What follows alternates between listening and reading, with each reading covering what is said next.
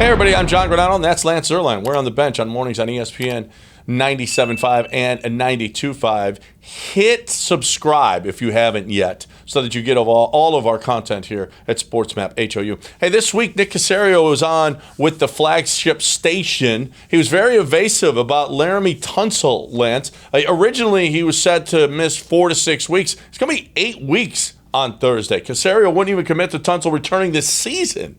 Do we think the Texans are putting him on ice to trade, or what else is there? It's funny, I hadn't really thought about it. A guy's just been out. When it's that bad, you don't even, I just haven't even thought about the fact that Tunsil had been gone for this long.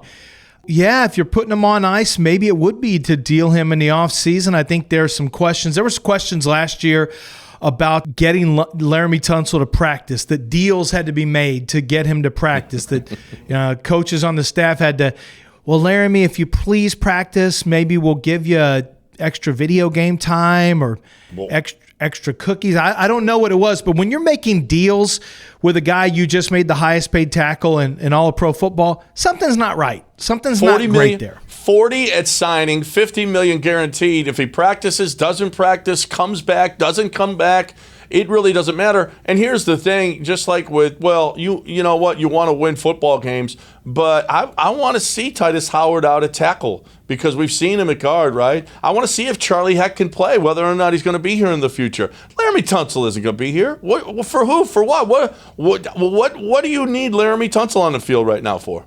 Well, you need good football players, and I think Laremy Tunsil is a good football player, but at some point, you're going to have to balance. I mean, he hasn't been here for 8 weeks. You're going to have to balance. What are you going to get next year? Is he going to be tough to deal with? Is he going to always be wanting out of practice? Is he going to have injuries next year? What's the value of keeping him versus the value of moving him? And at some point, you're going to have to make and that goes with everybody on the roster, John. Every single Zach Cunningham. Are we better off keeping him or moving him? This question has to be asked about every guy that's on the roster that has a contract beyond this year.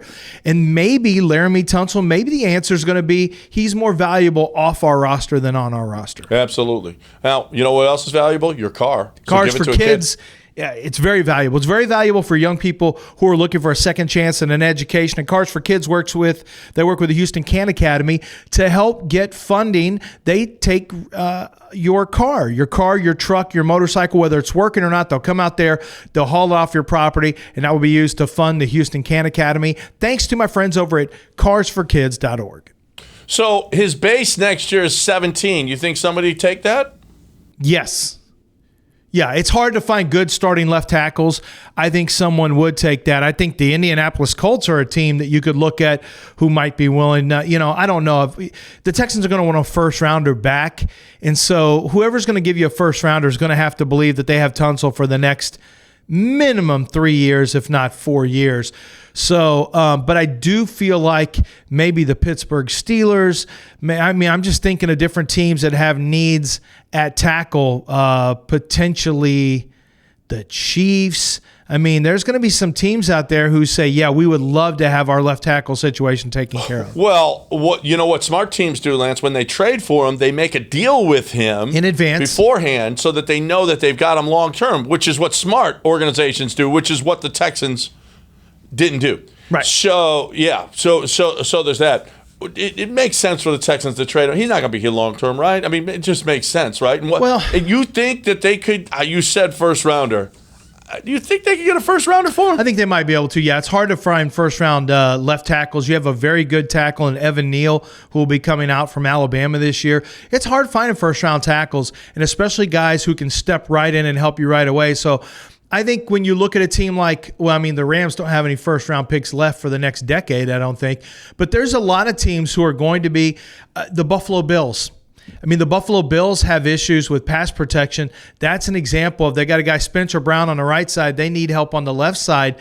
That they might be willing. They know they're a Super Bowl contender now. I do think there are Super Bowl contenders right now that have offensive line issues.